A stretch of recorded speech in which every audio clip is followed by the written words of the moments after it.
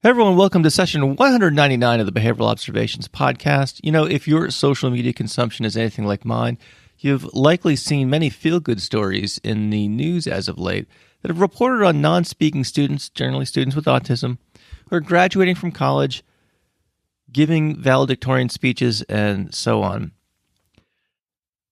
Unfortunately, what's often underpinning many of these cases is a form of facilitated communication, or FC for short. If you're not familiar with FC, then you're in the right place. In today's episode, Dr. Jason Travers, Associate Professor at Temple University, joins me to talk about this issue in some great depth.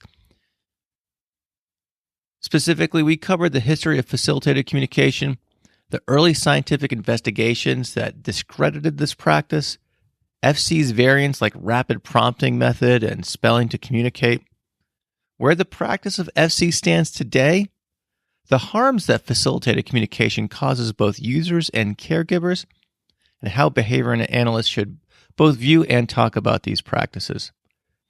Throughout the conversation, we mentioned lots and lots of resources, and this is where the show notes will be your friend for this episode. If you want to learn more about the various things that we talked about, go to behavioralobservations.com and look for the show notes for this episode. Alternatively, you can sign up for the mailing list and you can get every show note that gets produced from subsequent podcasts. You can get those delivered right to your email inbox. We're brought to you today by Supervision Sidekick. Supervision Sidekick is not only a comprehensive curriculum that helps you mentor the next generation of behavior analysts, it's also a community of like-minded supervisors. Check out their easy-to-use digital platform and comprehensive instructional materials at sidekicklearning.net. Also, if you sign up for a monthly or yearly program, use coupon code Behavioral Observations and save 10% at checkout.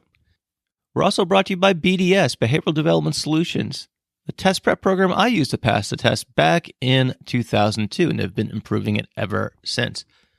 Right now, they have a 98.5 pass rate for first-time exam takers and a money-back guarantee. There's really nothing to lose. They also have solutions for RBT aspirants, plus CE courses and live webinars. So to learn more and to get special offers for podcast listeners, go to bds.com/BOP. We're also brought to you by the 2022 Stone Soup Conference.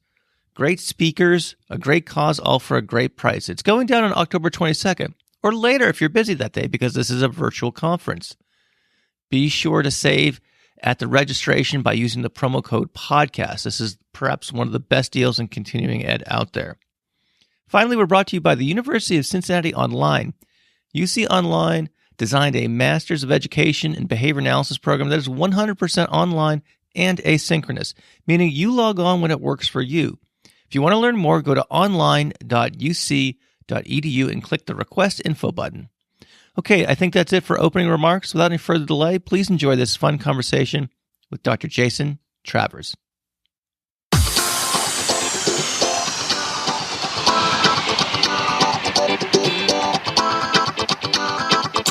Welcome to the Behavioral Observations podcast, stimulating talk for today's behavior analysts. Now here's your host, Matt Sikoria. Dr. Jason Travers, thanks for joining me on the Behavioral Observations podcast today. How are you doing? I'm doing well. Thank you. It's a pleasure to be here. Well, thanks for coming on. I think I've gotten to know you just from seeing your posts on Twitter, and you oftentimes are tweeting about things having to do with, amongst other things, of course, but things having to do with facilitated communication, spelling to communicate, rapid prompting, and so forth. We'll get into what those are in a moment for audience members who are not, familiar with those terms. But there just seems, especially these days, there seems to be no shortage of news about these things, and so I'm looking forward to getting both a background on these practices, what behavior analysis has to say about it, and what the current status of these practices are, and how do we think about these things going forward. So again, looking forward to getting into all that. But before we do that, I want the audience to get a chance to get an idea where you're coming from, get a chance to know you a little bit. So let's start like we always do here on the show, and tell me a little bit about how you discovered behavior analysis, what made you want to pursue it as a career, and kind of bring us up to what you're doing these days. Sure. Yeah. So I grew up in Las Vegas. That's where I'm originally from, and there was a lot of difficulty in my family. My father had some challenges with addiction and gambling, and so I had a pretty tumultuous childhood, and tried to go to college, and I couldn't afford it, and kind of left school for a while, and was working in construction until I sort of got tired of that, and wanted to find a career that conferred some meaning, or instilled in me a sense of value that I felt was kind of lacking in my life at the time. And I sort of went back to school on a whim, and I took a class on introduction to special education. I kind of had this idea that maybe I would be a math teacher, and I would coach football was kind of the big plan that I had at the time.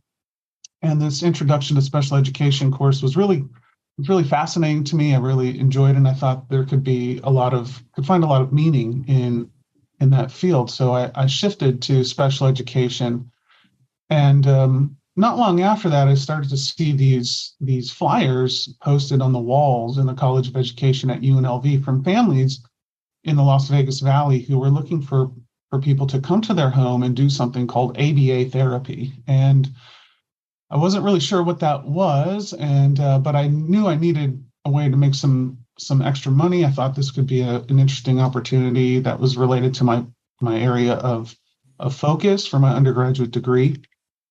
And so I made contact with a couple of families, and I went to their home and sort of observed a behavioral therapist at the time. And this was like in the early 2000s. So ABA was really not a big sort of commercial enterprise like it is now. It was still somewhat of a niche thing. And these folks were coming out from UCLA and the Lovaas Institute every month, and they would have this like team meeting, and they would talk about the data and the progress, and they would sort of make changes to the interventions and instructional programs that they were using. And I started to see like this really fascinating and compelling approach to teaching that I really hadn't observed before. I had learned a little bit about in my undergraduate training, but I didn't really know much about autism or ABA. And but I found myself quite good at it. I had a really fun time with kids. The kids really liked me. I was sort of a rough and tumble kind of guy, throwing kids up in the air and tickling and having all sorts of fun social interactions with the children. And I found that this was a very valuable experience. There was one family who we were just starting out, and so they would do these multi-day long, they would call it workshops. And so this consultant came out from the Lovaas Institute. We spent 2 days, 2 entire days with the family, just getting things up and running. And that was a remarkable and very impactful experience. Although I had seen sort of the benefits, and at that point I had probably been doing ABA therapy for about 9 or 12 months, seeing the shift from a kid who's not responding to basic commands or their names, like talking to them again, who are engaging in lots of challenging behavior, and a family who's really struggling.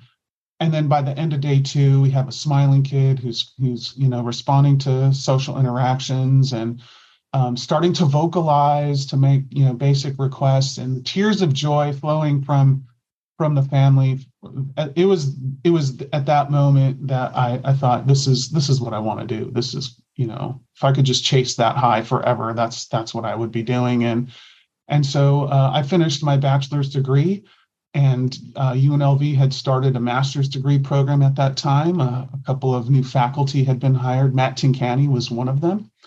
And I started taking courses with him and Dr. Amanda Buteau, and I started to learn a lot about autism and intellectual disability and ABA, and down that rabbit hole I went, and I just consumed it. I loved it. I loved learning all of the technology, but then ultimately getting into sort of the philosophy of behavior and sort of seeing how it all makes sense, and the order and the explanatory power of the theory, and the positive effects of a technology of behavior on people with disabilities and their families. It was a really powerful moment in my life that sort of fulfilled my interest in seeking some meaning or purpose. And I'm really grateful for those opportunities and those families and the students. I became a special educator. I worked in Clark County School District for 5 years as a special education teacher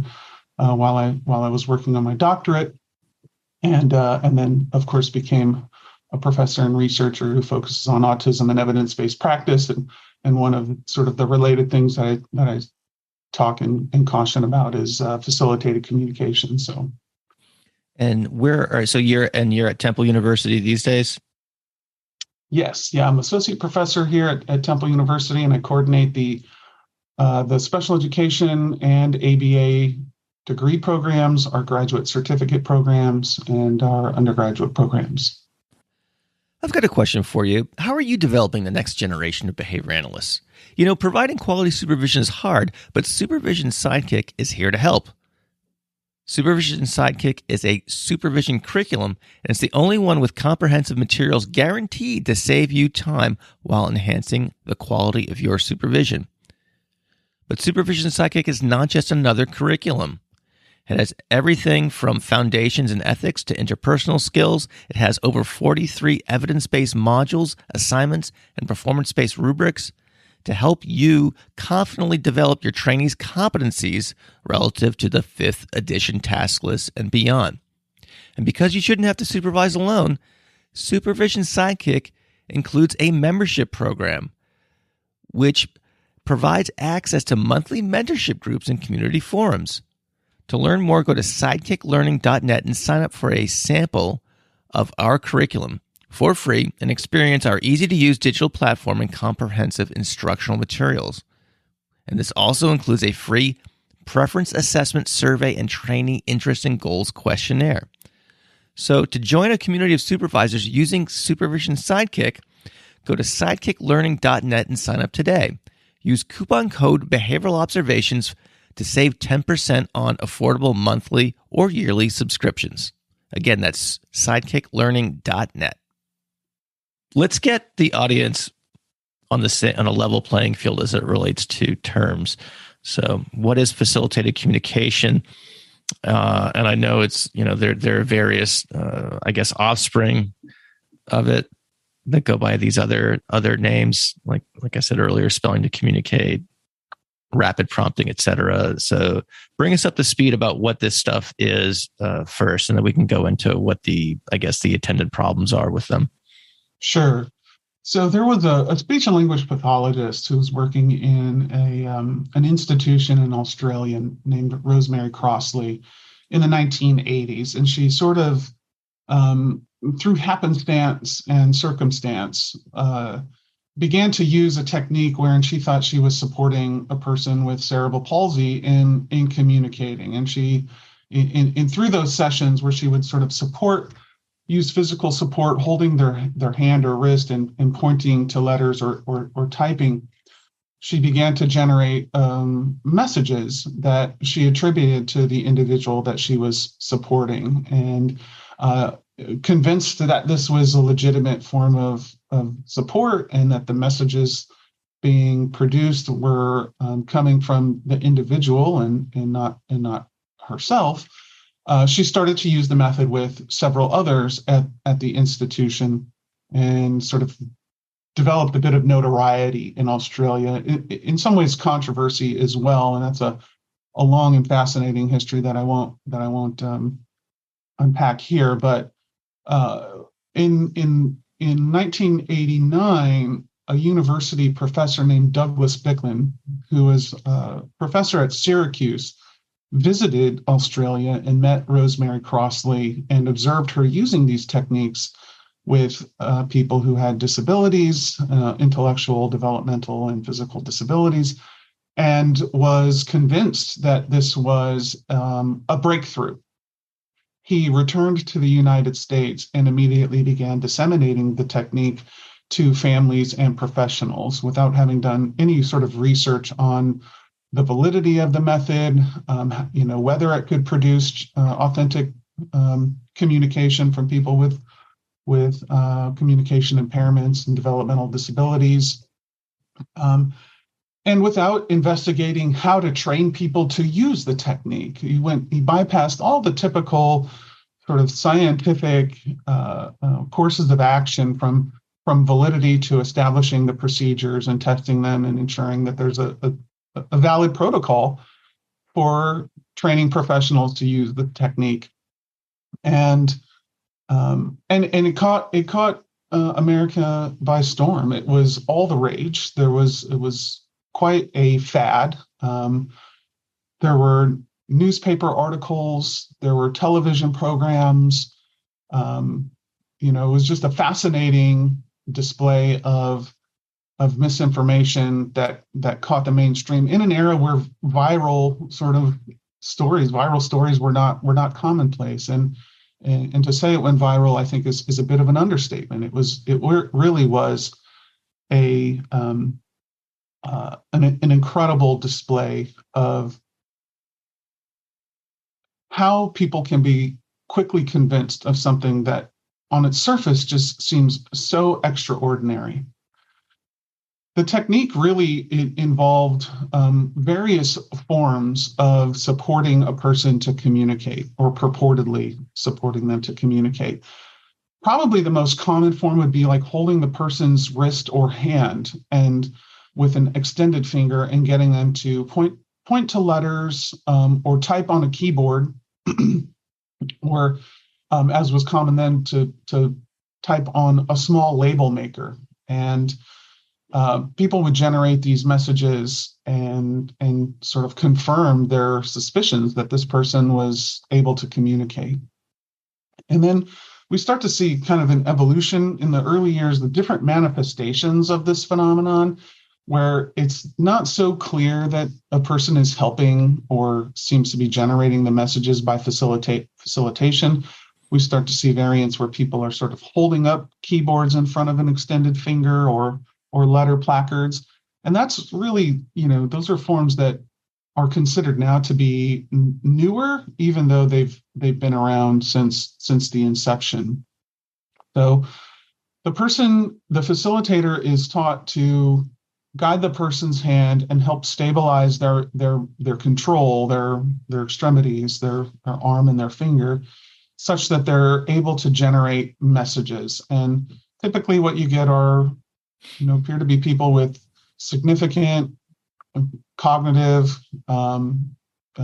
disabilities, intellectual disabilities, who require support throughout the day in order to complete basic routines, generating messages about their profound experiences with having a disability, writing poetry,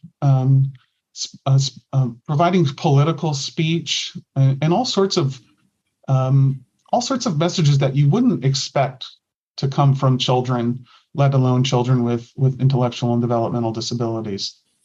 Now, the technique was not limited to people with autism. There were individuals with Down syndrome, individuals with multiple disabilities, individuals with what we then called classical autism or autistic disorder.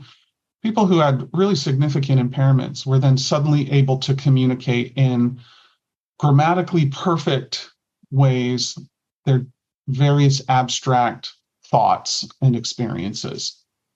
Jason, can I just, one of the things that I'm curious about, we'll get in, I guess this is just one of the many ways in which these things can be picked apart, if you will, but what are some of the prerequisite skills that generally are understood for someone to be able to write or at least conceptualize, long form spelling out of thoughts and things like that? I have to imagine that there are a whole host of component skills that come along before that, and then, but at the same time, with these types of interventions, where I don't know, for the lack of a better word, we're expected to just see spelling just kind of pop out of nowhere.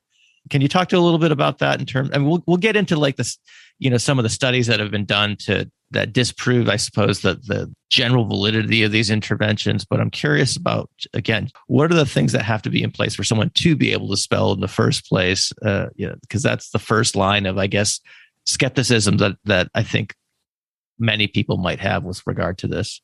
Yeah, great. That's a really great question, Matt. So we know that from the research that it takes several years, many years in some cases, of systematic and explicit, direct instruction to learn written language and to read written language. Verbal communication is fundamentally different, but written communication is symbolic and code based, and there's a need to be able to, of course, encode or produce written language and decode or decipher written language. And we know that typically developing children from preschool through the elementary years require ongoing scaffolding of increasingly sophisticated repertoires of behavior in order to produce and interpret or decode written language. Now, one interesting thing about the emergence of facilitated communication is that it was accompanied at the time by a movement known as whole language reading instruction. And whole language reading instruction is very different from a code-based perspective, where a code-based perspective is the understanding that these different shapes that we call letters are associated with specific sounds, and that when you assemble them in a specific order, those sounds can produce what we call words, and those words represent different ideas or things or objects or whatever. But whole language proponents were opposed to that sort of instruction. They instead argued that reading was sort of a natural skill that emerged through exposure and informal instruction, a sort of incidental approach to literacy, which was really convenient for proponents of facilitated communication, because now they have a way of arguing that the reason why this person can produce written language and understand or read written language is because they've been exposed to print throughout their lives, that they've seen written language around them, and through incidental opportunities, they've acquired the capacity and the knowledge needed to produce and read written language. And that's a significant problem. And I would encourage anyone who's sort of interested in reading instruction and sort of the ongoing challenges associated with providing access to evidence-based reading instruction to search the reading wars and understand just how pervasive this problem is, why our literacy rates in the United States are so poor. And then, of course, you can then relate that those perspectives to facilitated communication and understand why leading proponents who should have known better, were easily persuaded by the claims. Now, I think it's, of course, unfair to say that professionals who don't have a background in education or reading, and I don't claim to be an expert in literacy, it's not an area of my research, although I do comment about evidence-based reading instruction. I do think that we have a lot of professional educators who are unaware of this issue, so it makes sense that also parents and society at large may not be aware of this issue. And that provides sort of fertile ground, I think, for methods like facilitated communication, because it's easy to find explanations that seem legitimate or at their face value might be sufficiently compelling to convince a person that facilitated communication or its variants, like spelling to communicate or rapid prompting method, are legitimate. That there are ways for this to manifest, and this person is just really intelligent and they learned how to read on their own, despite evidence to the contrary. I mean, it just doesn't happen very often. Everyone, we're going to take a quick break from this conversation to let you know about Behavior Development Solutions. They are more than just an exam prep company, although they do that very, very well. In fact, they have a 98.5% pass rate for first-time test takers, and they have a money-back guarantee. But if you're already certified, make sure to check out their live webinars, the trainings for potential RBTs, supervision trainings, on-demand CEUs, and much, much more. To learn more, head to bds.com/BOP for special offers for podcast listeners. Again, that's bds.com/BOP for special offers. So whether you're in exam prep mode or you're already certified, you'll want to check out bds.com. Okay, let's get back to this conversation. What are the, I guess, topographical differences between some of these variants, if you will, between, I think you alluded to some of them a little bit earlier, but just so we're all kind of abundantly clear, so what is the difference between facilitated communication versus rapid prompting versus spelling to communicate? Because I'm wondering, like, if some of the proponents of these are like, well, no, this is different because, so if you can give us a 101 about, just how these things differ as it relates to what the facilitator is doing and what the client is doing and so forth. Yeah, I think conceptually, if you ask the quote unquote old school proponents of facilitated communication, they'll say there is no difference. These are the same things and they've been doing them for years.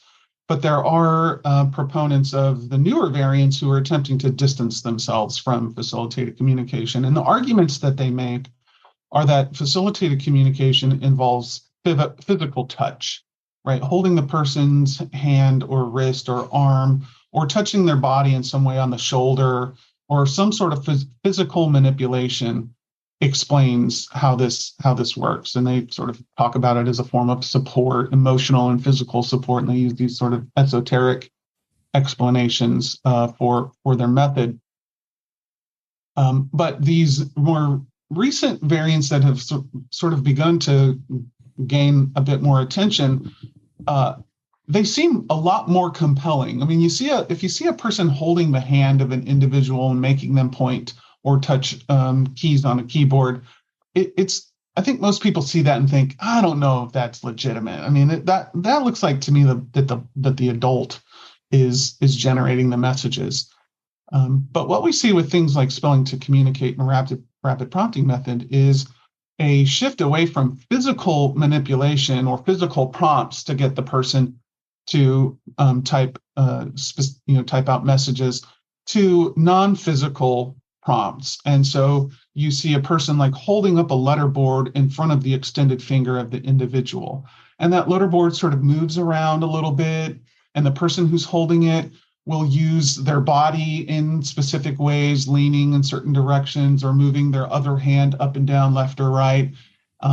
You can see all these sorts of subtle, or I can see these subtle prompts happening, and they're cueing the individual to point to specific letters. There's also, in cases, if the kid or the person points to the wrong letter, then the person can sort of dismiss that as an error and then move on to get them to point to the correct letter. So there's a lot of this sort of non-physical things that are happening that give a really strong impression, I think, on viewers. You see videos of prominent RPM and spelling to communicate users, where in some cases it looks like it looks very believable, and it seems unreasonable to question whether those words are legitimate. In one case, there's a video of a young man who's a prominent rapid prompting method user, where he has an iPad on the table in front of him, and his mother is seated directly beside him. And as he begins to reach out and touch letters on the screen, you can see her body moving. She's leaning left, she's leaning right, she's moving her hand up and down. Very subtle movements that if you weren't paying attention to those things, you wouldn't notice them, and you would just see what appeared to be a person, a non-speaking person with autism, typing out words and ideas on a keyboard. And the response to skepticism about that is it comes in many ways, but I think the common response that I hear is, how could this person be cueing them? I mean, that's just not possible. Or communication always involves an interplay between the listener and the speaker, and you're just sort of making up reasons about why you don't want to believe this. It's a very sort of cynical response, but one that I think, it makes sense why people would be convinced. And that's what has me so concerned, is these newer methods look less like synthetic communication, and they can be very persuasive to those who might not be looking for alternative explanations for this extreme phenomenon. And there is a notification right in the middle of our podcast. I'm sorry about that. No worries. At any point, either one of my or both of my dogs have joined the podcast at various points when I've gotten UPS deliveries and things like that. So, not a problem. So I want to get into the skepticism, and I want to get into some of these cases that you're alluding to, where you've got someone who looks like they're, quite independently communicating. But before we get to that, I think it's important to go through some of the investigations that have been done. So tell us a little bit about some of the studies that have been done that have tried to rigorously examine these communication methods and what their findings are. The only studies of these methods were conducted in the 1990s. With the emergence of facilitated communication, came researchers interested in answering the question about whether this was legitimate. And so there were dozens of studies conducted between 1990 and 1995 that used a really elegant and powerful sort of case experiment design, where an individual who was a facilitator and the person with the disability were asked to perform or answer simple questions, provide answers to simple questions. And in some cases, the facilitator was asked the same question as the user, and in some cases they were asked different questions. Another variation would be showing pictures of objects and asking the person to to write the name of the object or type out the name of the object. And in some cases, the facilitator and their student would be shown pictures of the same objects, and in some cases, they would be shown pictures of different objects. Now, the logic here is that if the facilitator had any influence at all, or was the entire source of the information, then what we would find would be answers to questions or labels of objects that were shown to the facilitator and not to the person with the disability. And on the flip side, if this was a legitimate method, then it wouldn't matter what questions were posed to the facilitator or what objects were shown to that person, because the person who was being facilitated would generate correct responses most, if not all of the time. And what we found from these message passing tests were that whenever a person who was a facilitator was shown an object that was different from what was shown to the person who was purportedly communicating, the typed responses were consistent with what was shown to the facilitator and not to the user. That when questions were posed to the facilitator that were different from questions posed to the user, answers generated were always answers to the questions that were posed to the facilitator. So we had very clear and repeatedly demonstrated evidence across multiple studies, dozens of studies, independent replications that all pointed to the same conclusion, that facilitators were the source of the messages and not the person being facilitated. Essentially, the explanation for this observation was something called ideomotor effect. And this is a tendency for folks to behave in ways that are consistent with their, without any sort of knowledge or awareness. There's not a deliberate production of messages by the facilitator who's saying, to themselves, the answer, I need to write this answer, I need to say this thing. They genuinely believed that the person who was communicating, that they were not generating the messages, that the messages were coming from the person they were supporting. And this phenomenon, idiomotor phenomenon, has many historical manifestations, including things like dowsing. This is when people use sticks to detect water underground. It's sort of an old folk approach to figuring out where to drill your well. There's also pregnant women will sometimes hold up a pendulum over the belly of the pregnant woman, and if it spins clockwise, then that means it's a boy, and counterclockwise means it's a girl. And the motion of that pendulum is coming from the person holding it, and they create the motion, but they don't know that they're doing that. It's sort of a subconscious manifestation. Supernatural phenomenon like Ouija board. So everybody's sort of touching the planchette and moving it around on the board and pointing to specific letters, and that's happening without their awareness. They're the ones generating those messages, but they don't realize it. So there's lots of manifestations of this phenomenon, and that seems to be the case when it comes to things like FC and its variants. Hey everyone, last break of the podcast here. Balancing work and life can be difficult, and that's why the University of Cincinnati Online designed a Master's of Education in Behavior Analysis program that is 100% online and asynchronous, meaning you can log in when it works for you. Their student success coordinators will work with you from the start all the way until graduation to ensure you are receiving the support you need. Graduate in as few as 5 semesters from a top 10 program in total number of graduates and prepare for the BCBA exam. The program is FAFSA eligible, and UC also offers a business partnership program to offer tuition discounts to eligible employees. If you want to learn more, go to online.uc.edu and click the request info button. Okay, let's get to the rest of this podcast.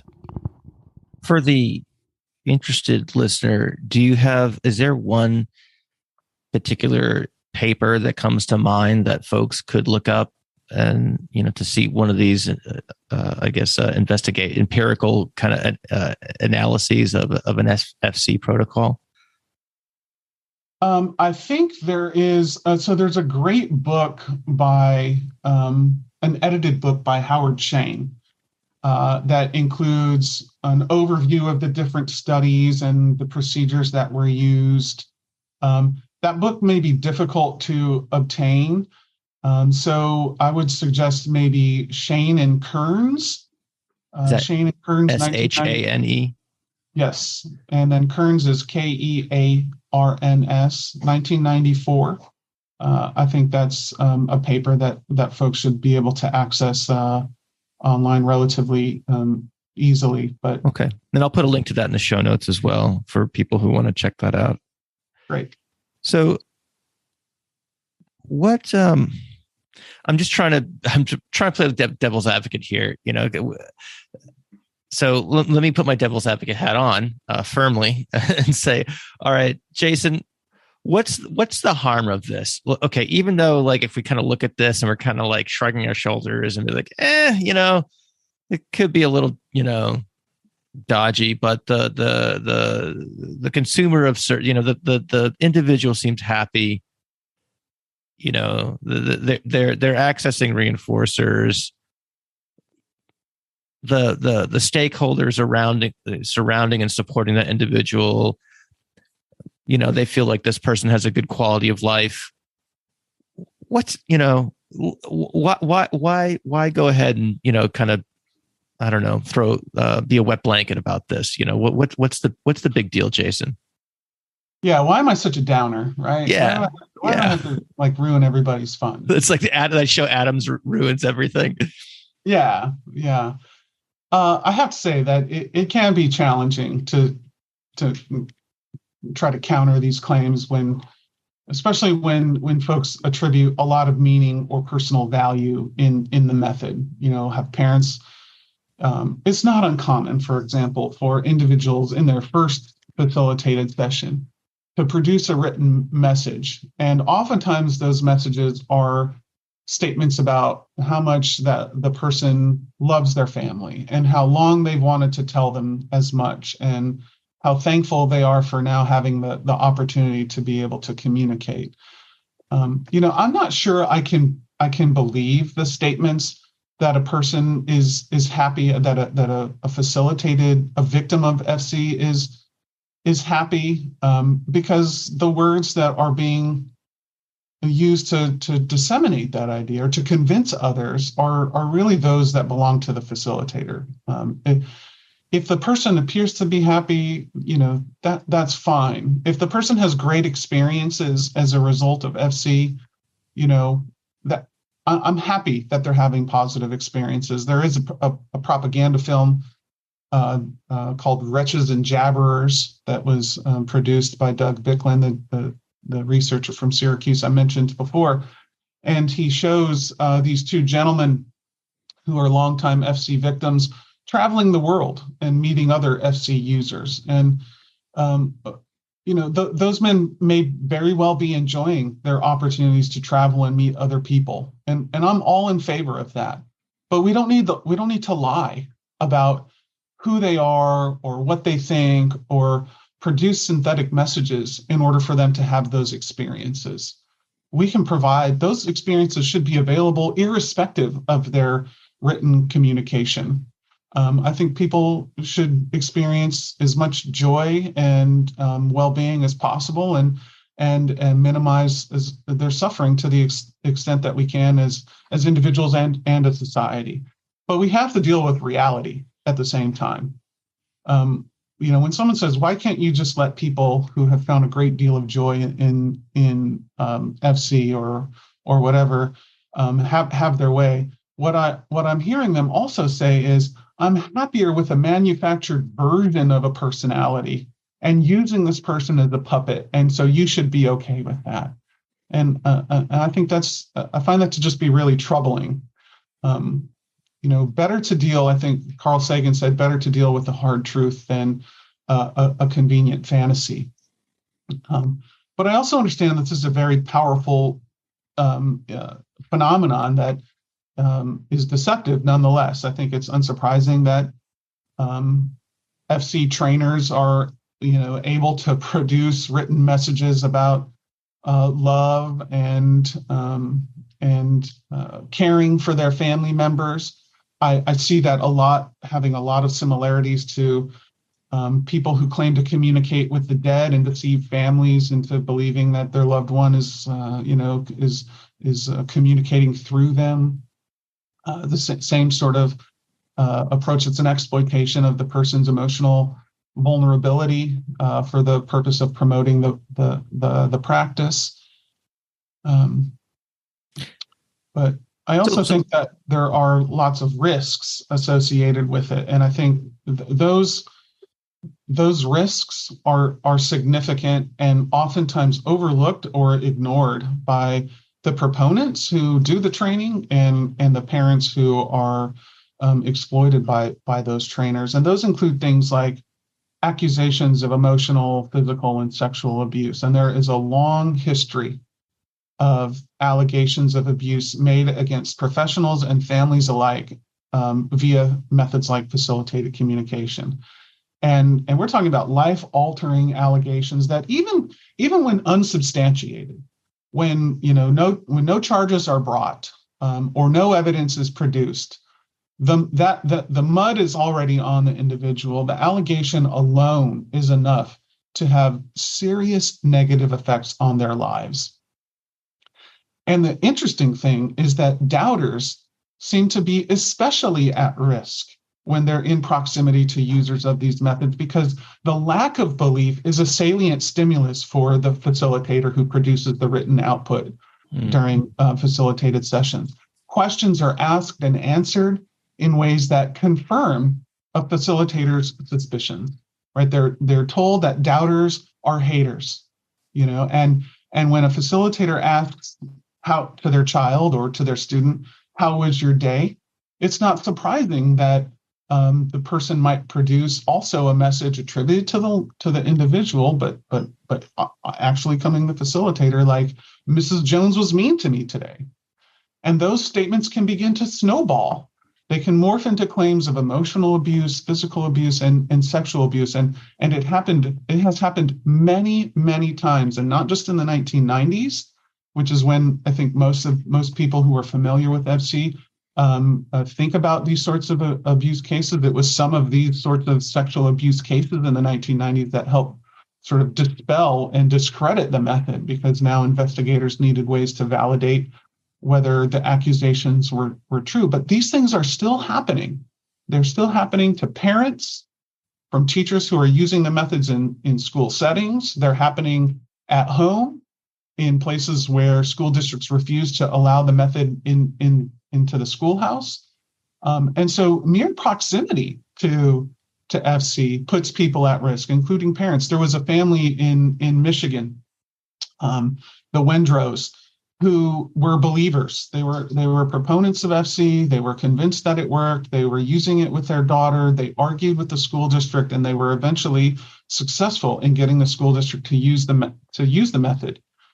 And later, the FC produced messages that of allegations of sexual abuse against the child's father and a sibling. And those accusations were unsubstantiated, but it turned into a huge ordeal. There were newspaper stories, television programs about it. It's a haunting story that ultimately led to multiple lawsuits and settlements to the tune of millions of dollars. So this is not just, this is not like believing in, a fairy tale or a superstition. This is a significant and dangerous intervention that can really alter the lives of anyone who is within close proximity. So I could see why the one of the things that I guess stood out to me in this conversation thus far is your choice of words to use the term victim as it relates to the end users of facilitated communication. So that last, I guess, that discussion of the risk, I guess, puts that into a more clear context as it relates to that choice of term there. What would you say? Again, I'm just going to go back to the devil's advocate here, just so we can kind of go through some of the more common objections, I guess, to skepticism. All right, Jason, this is just another form of AAC. And there's been plenty of people who started on facilitated communication who've transitioned to, PECS or Proloquo or some other type of, method of verbal communication. So, what would you say to that? A couple of things, I think. One is the people who make that claim are being dishonest. It's a dishonest attempt to portray FC as part of augmentative alternative communication so that they can sort of muddy the waters, but also then implicate people like myself, those who are aware of the evidence or lack thereof for the method, as ableist or otherwise opposed to teaching people with autism or developmental disabilities how to communicate. Now, to be clear, AAC is a legitimate field of research and a legitimate field of practice that represents an intersection between speech and language pathology, assistive technology, behavioral interventions, and specialized education. And I think the interdisciplinary nature of AAC users, AAC interventions means that there are many avenues for proponents of bogus methods like FC to disguise their techniques or to convince people that this is a legitimate method. And when I and others say that FC is not a type of AAC, proponents can easily twist that into statements that are self-serving, that serve to undermine, the access to legitimate AAC, while also portraying those who advocate for evidence-based practices as being unreasonable or having unnecessarily high standards.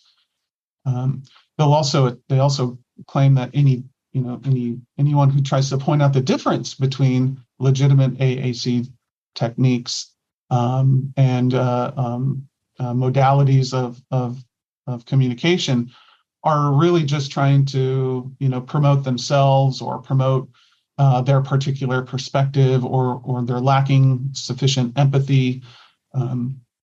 And they often will use the technique itself to produce those types of messages. They'll use the victim as a means of portraying AAC as legitimate and responding to criticism from those who are doubters. So I think it really important to clarify in any opportunity we can that these methods are not consistent with AAC. There are no studies that demonstrate that it's valid.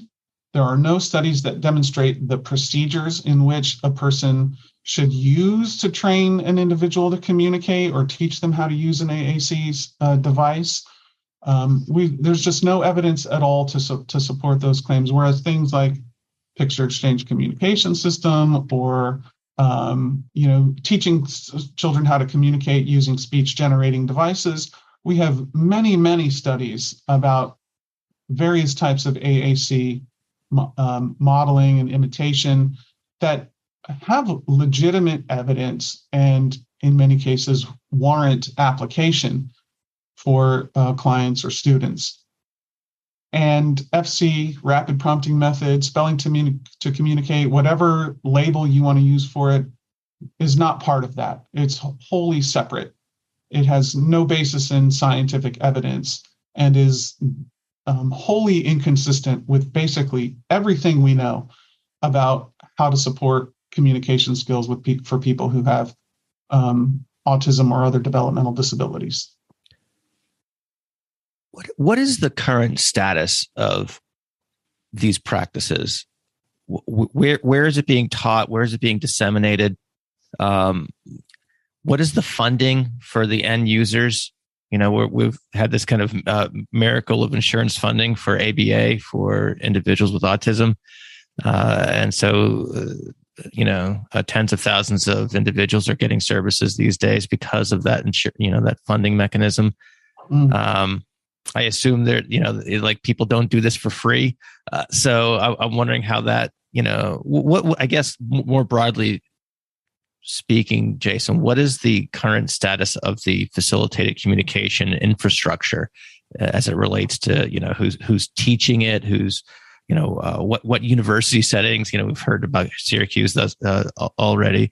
Give us a kind of lay of the land as in 2022. Yeah, I think so.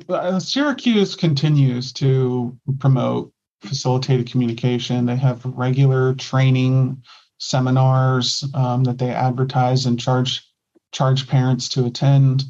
But I think the main promotion comes from individuals and less so from institutions. So my, criticism for Syracuse notwithstanding, I'm wholly opposed to their promotion and think the university there is responsible for the ongoing promotion of nonsense, akin to universities having seminars and charging parents to come and learn about how vaccines cause autism or other types of nonsense. I think there's a responsibility by the Syracuse leadership to do something about the ongoing promotion of facilitated communication. There was a story published, an investigative journalism piece published in Slate magazine by David Auerbach, who found, among other things, that the Institute on Disability at the University of New Hampshire had been engaging in for many years the promotion of facilitated communication in schools and in their community by offering trainings and running projects and that sort of thing. And the university, following that expose, completely shut down everything related to FC. And I thought that was a responsible action to take at the time. And I think that the folks at Syracuse need to do something similar. Oh, good. But I'm glad it's still not going on at my alma mater. So.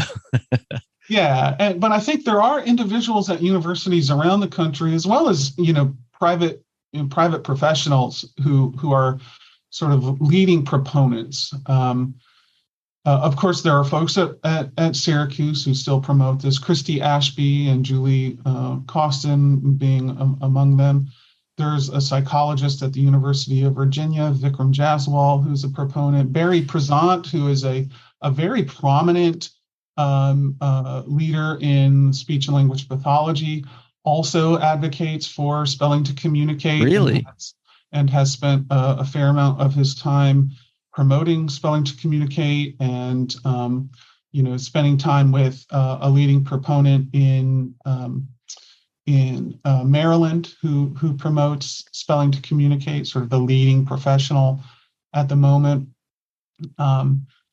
Edlin Pina at Cal Lutheran University, she's got an outfit there, and they're sort of promoting rapid prompting method and spelling to communicate. She just published a book of narratives of stories from so-called FC and RPM users. There's long-standing proponents like Ralph Savarese, who's an English professor at Grinnell University and father of DJ Savarese, who was recently the focus of an award-winning documentary film about him graduating from high school and going to college as an FC user. So there are these individuals around the country in institutions of higher education. They tend to have backgrounds that are separate from the sciences, cultural studies like disability studies, for example, or English, as I mentioned. But also there are some folks like in psychology and speech language pathology who are promoting these ideas. I don't know that there's a great deal of funding at this point. Historically, there has been funding from the somewhat notable multimillionaire John Hussman, who had an Institute for Autism that was promoting FC and FC-related ideas, like the so-called motor theory of autism, but that closed in 2020 due to insufficient funding. The Nancy Lurie Marks Foundation in Massachusetts has long been a supporter of Syracuse and Doug Bicklin in particular, but I'm not sure that they're providing much funds to support this these days. I think what has happened is proponents have largely bypassed the traditional research avenues that are intended to establish the validity of claims and develop a technology for application and dissemination, and instead have gone right to the consumer. And so what we see now are leading professionals, leading in a sense that they're training others. So they've got their own certified, spelling to communicate practitioner that they've developed, and then they charge people to come and learn this. And it's the same sort of way that, multi-level marketing works, is you train the trainers, you charge to train people, and then those trainers train and charge other people to get training, and so on. And we're starting to see a lot of schools are being now asked to provide these methods because these spelling to communicate practitioners have convinced the parents. They go with them to the IEP meetings at the schools, and they try to get the schools to accept the methods. They may convince special education teachers or even behavior analysts that the technique is legitimate. And I have found some BCBAs who are promoting these sorts of things online. Really? So it's really at the consumer level. And if you think about it from a business perspective, that makes a lot of sense, because that's the people are selling a service. And they're selling something that appears to be very convincing, or at least comports with the values or the desires of the parents, and that demand is sufficient to keep those folks in business.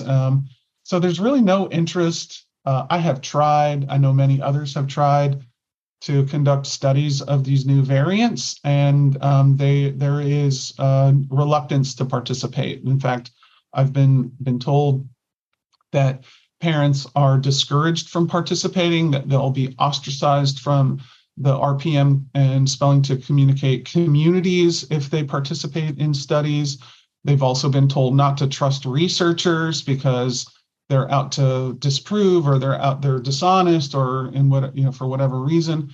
But they have found some friends in academia who are promoting this stuff at their university. Vikram Jaswal, I mentioned earlier, at University of Virginia, is doing research that sort of is an indirect attempt to promote spelling to communicate through things like eye tracking and qualitative or descriptive research without conducting any sort of validation testing, and in partnership with the leading spelling to communicate professional.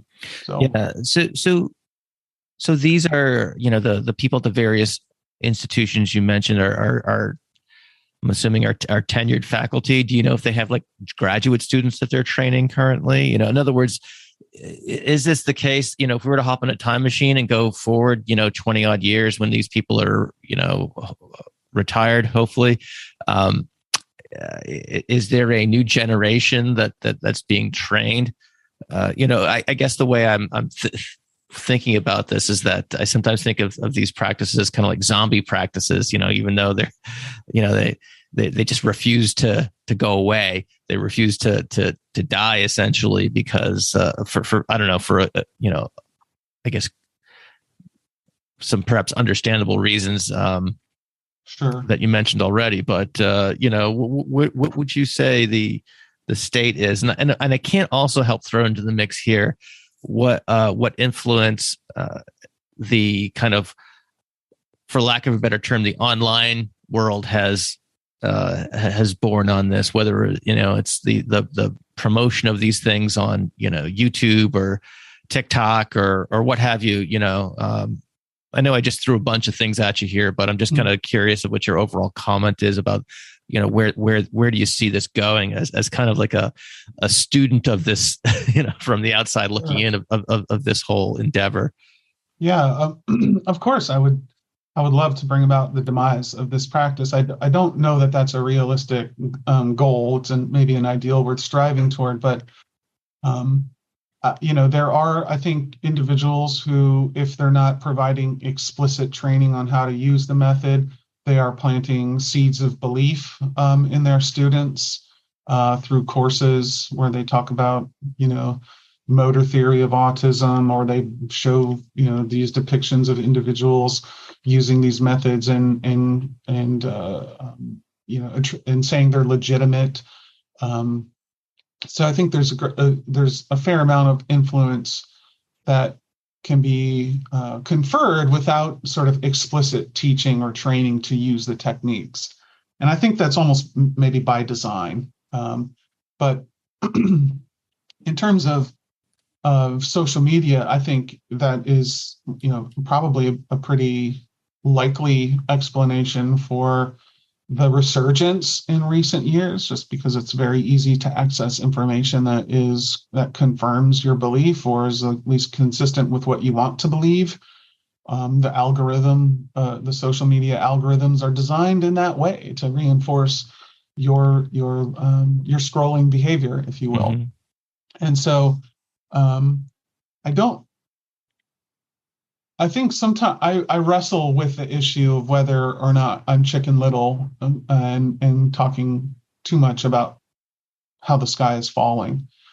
On some days, I feel like this can really spiral out of control. Another journal article was published and the editor didn't realize it and the reviewers didn't recognize it, but it is an FC propaganda piece and now it's in the literature. And it's going to get highly cited and get promoted on social media and used as a response to critics who say this is not legitimate. And it makes it really difficult to respond because people don't want to hear an academic, argument about why this study is flawed.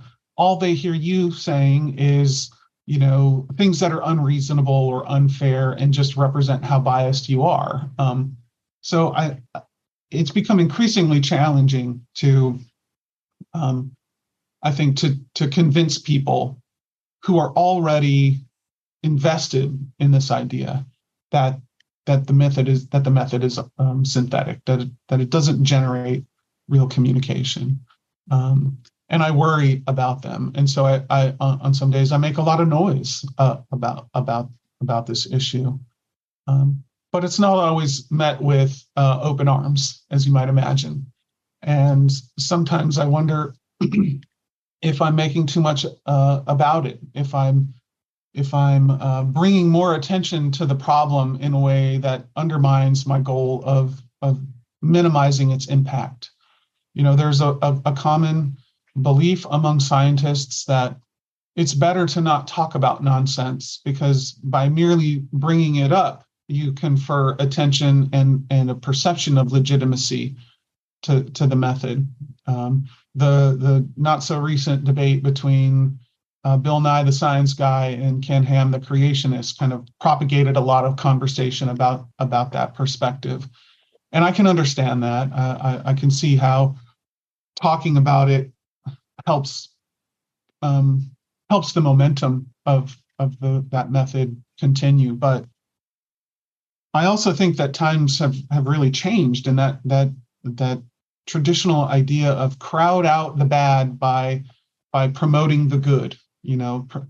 Fill the journals with the good information, fill our online, repositories with valid information, get information on social media, and that will be sufficient for discouraging at least enough people from believing in things that are unsupported by evidence like FC. But I don't know that I'm convinced that that's still the case. When researchers had more control over information, people would go to their doctor for information. They would meet with a professional for information. And now you don't need that. You just go online and find somebody who says what you think is already the case, and find all sorts of confirmation for what you want to believe or what you think is probably true. And so I think we have to respond to that in very deliberate and persistent ways. We have to be able to say, this is not only ineffective and unsupported by evidence, but it's dangerous. Mm-hmm. And we need to spread that information. And while that may seem hyperbolic, I do believe that that's the case. And I think that's what we have to communicate to people in order to prevent them from being victims, either as professionals, parents, or as individuals with disabilities. To your point, Jason, I think there's been a number of media stories in the media recently of people who have graduated college and things like that. I think there was someone who just gave the valedictorian speech at Rollins College. There was I want to say a high school or college graduate that the education minister from, I think it's New South Wales in Australia. Folks down there, correct me if I'm wrong. But I believe, so this person's meeting with a government official with the gravitas that comes along with that as the essentially the head of their Department of Education. Mm-hmm. I think there was a couple of young men at the was it USC or UCLA that just graduated. So these stories are becoming, or at least from my, I don't claim to have an active investigation. In other words, I'm not on the FC beat, if you will, to speak in journalistic terms. Mm-hmm. But these things come up despite that at least in my social media feeds. So I'm inclined to agree with you that the availability to disseminate information, good, bad, or otherwise, I think gives weight to the argument that it may be better to speak up against these things rather than just kind of try to extinguish them by not providing any attention. Yeah, I think so. They're inspiring stories about people with autism make for really good media, and there have been numerous incidences where news organizations, but also corporations have promoted stories about people with autism without knowing really. I think that what's happening or what has happened is associated with or direct result of facilitated communications, failing to communicate, whatever. And part of that is, I have mixed feelings about. Of course, I want to see positive depictions of people with disability in the media. Like I want those things. I've worked my career. I mean, my motivation to become a special educator was to improve the lives of people with disabilities. And as I said before, I find a great deal of meaning in life in doing so. And but when those stories, when those depictions, when those positive depictions are based on falsity, on lies, I think we do a disservice. We're misrepresenting reality. We're lying about people with autism and developmental disabilities merely to make people feel better about people with autism and developmental disabilities. And that doesn't make sense to me. That seems incompatible. Like we shouldn't, if we're talking about acceptance, if we're talking about understanding, then we need to understand and accept people as they are and not some manufactured depiction of who we want them to be or who we wish they could be. Mm-hmm. And it's, I think, somewhat ironic that people who want to combat ableism are using a technique that seems to me to be the perfection of ableism. And I think we have to respond to those cases every time they come up, as painful as it may be. We have to be able to say, this is not true. People with autism, they can do great things. They have done great things. But doing great things is not an indicator of value or purpose or significance or a measure of whether or not we should accept them as they are. Instead, what we have to be able to do is say, these are the difficult realities, and our goal is to help minimize the suffering that people experience as a result of their disability, enhance their well-being, improve their quality of life in whatever way we can. And if we start from a falsity, then we cannot achieve that outcome. We have to begin with reality. We have to create a plan based on what is known about the person, what their likes are, what they want, what their what makes their life better, and proceed in ways that help maximize those experiences. But these stories that get propagated in social media and mainstream media are not ways to achieve those outcomes, in my opinion. Yeah. Jason, I was going to ask you how we should talk about these stories, because it's hard to comment on them without coming off like, an a-hole essentially, or, someone who's mean-spirited or whatever, saying, oh, what, this is, that's great and everything, but, this is nonsense.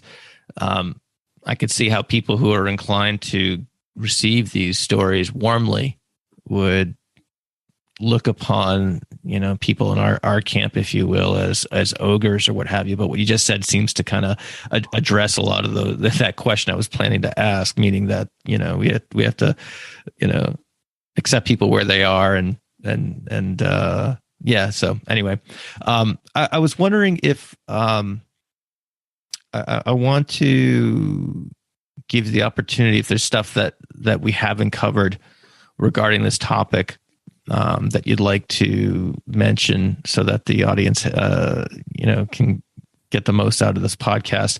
I know you gave a recent talk at Patton, and I think that's one of the that seemed to be seemed to generate quite a bit of a buzz, if you will. So I guess more or less what I'm asking you is, do you have any final thoughts on this topic? That or anything that I should have asked you and haven't thought to regarding facilitated communication, spelling to communicate, etc. Sure. I think a couple ideas. One is just consider how extraordinary these claims are and what they would imply if they were true. Of course, there's no evidence for any of the claims made about FC or the people who use it. The primary claim is that autism and developmental disabilities, or at least people who benefit from FC, are really just affected by a motor disorder and not one that affects their social or behavioral or communication development. And it's important to also remember that traditionally, or at least historically, I should say, facilitated communication was not limited to people with autism. It was used with anyone who had an intellectual disability, Down syndrome, cerebral palsy with accompanying intellectual disability, multiple disabilities. Anybody could benefit from this technique. At least that's what the claim was. And so we really need to examine the claim for what it is in terms of what we know and what it would imply if it were true. And basically, the short version of it is, if this is true, then it contradicts everything we know about autism, developmental disabilities, literacy instruction, motor disorders. It means that there's either a new type of disability that we don't know of that manifests in different ways, irrespective of the person's condition, whether they have cerebral palsy or Down syndrome or autism or whatever. And it also means that there must be a specific type, a new phenotype of autism called nonverbal autism. And we're starting to see this now in social media, where it's nonverbal just means I don't talk, but the person still needs support throughout almost every part of their day, that they're without a person there to help them or protect them from harm. The individual is at risk for injury or death. People who require the most intensive supports, but yet they can produce abstract, grammatically perfect written language despite any history of systematic or explicit instruction. I mean, the claims are just so extraordinary that they cannot be believed at face value, because it asks us to reject everything that is already well established in our knowledge base. So that's one thing. And I'm a big fan of Carl Sagan, so I'll use this as a segue. Carl Sagan always is famous for having said that extraordinary claims require extraordinary evidence. And anecdotes, social media stories, news stories, whatever the case, that is not extraordinary evidence. We would need mountains of studies that demonstrate everything we thought was true is wrong, in order to turn this on its head, to perceive or treat things like FC as legitimate interventions. That is an extraordinary claim and therefore requires extraordinary evidence. So the parting thought I have, the thing that I would really love for behavior analysts, special educators, anyone who's listening, parents, is to learn about skepticism. Learn what skepticism is, understand how it's different from things like cynicism, incredulity, and gullibility. Understand that, how to apply skepticism. What are the repertoires of behavior associated with being a skeptic? And understand what it means to evaluate claims based on logical argumentation and the available evidence to support claims. How to proportion your confidence in a claim according to the quality and the amount of evidence. All of these things are ways, skepticism generally is a way to inoculate yourself against bad information, holding false beliefs, making mistakes. It's not about wanting to be right. Although I think, I hear my children often will argue with me on that and say that I think I know everything, but it's merely just an expression of doubt. I'm not sure if this is true, and I want to be careful about things I take on board as being true. I want to make sure that I'm working my way through life using the most reliable and accurate information that's available, and looking at society and seeing just how pervasive pseudoscientific beliefs are. Bogus treatments. People take vitamin C because they think it's going to make their cold go away faster. People seek out acupuncture for pain relief, or chiropractic, or essential oils, or homeopathy. I mean, you can walk into any Walgreens or CVS and find an entire aisle full of bogus medicine, non-medicine, alternative medicine. These things are all around us, and they are the difficulty in discriminating between claims that are supported by evidence and those that are not represents the perfect area for nonsense to thrive. And I think we all owe ourselves a great deal of respect and have a responsibility toward making decisions based on good information, and skepticism seems the best available way to do that. So I would encourage folks to read Carl Sagan's book, The Demon Haunted World. I think that book really impacted me in a positive way. And, read things in the Skeptical Inquirer or Skeptic Magazine. Talk to skeptics, read about skepticism, and really just sit down and examine deeply held beliefs and practice the behavior of proportioning your confidence with the quality and the quality and quantity of the available evidence.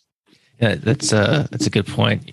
I once heard I think it was a doctor who's pretty deep in the literature say something like strong beliefs lightly held,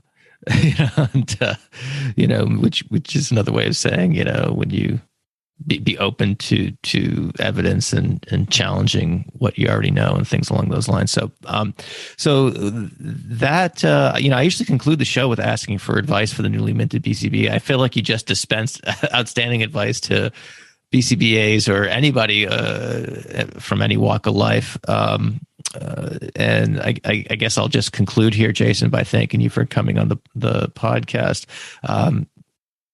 Do you have any advice for the newly minted BCBA aside from what you just rattled off there, which was outstanding, by the way? And it's one of the more, I keep seeing these references to the demon haunted world come up in from various people. And it's definitely something I haven't read that I have to put on my list to check out, because as I understand it, it's a classic. Yeah, I love Carl Sagan. And so anything that he's written, I think Cosmos, great book and TV series, but I think newly minted BCBA, and this is sort of based on my experience. I remember being a new teacher, and becoming a behavior analyst and being very confident in what I thought I could do, and learning very quickly the limits of my capacity. I think sometimes when you're new to the profession, you feel really excited, you feel really energized, and with that can come a great deal of confidence. And sometimes that confidence can come across as arrogance.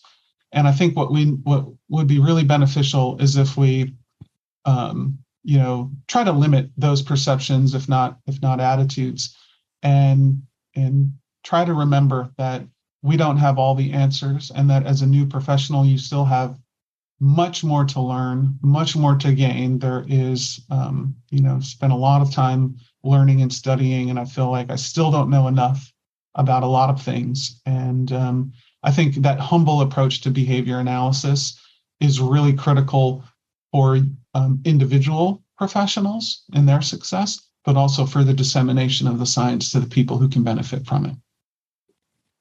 Great. Thanks for bringing us out with those wise words, Dr. Jason Travers. Thanks so much for joining me today. Yeah, thanks for having me. Really a pleasure. Thank you for listening to the Behavioral Observations podcast with Matt Sikoria. You can find Matt's notes on this episode at www.behavioralobservations.com. We also invite you to stay connected with us on Facebook at facebook.com/behavioral observations and on Twitter at Behavior Podcast.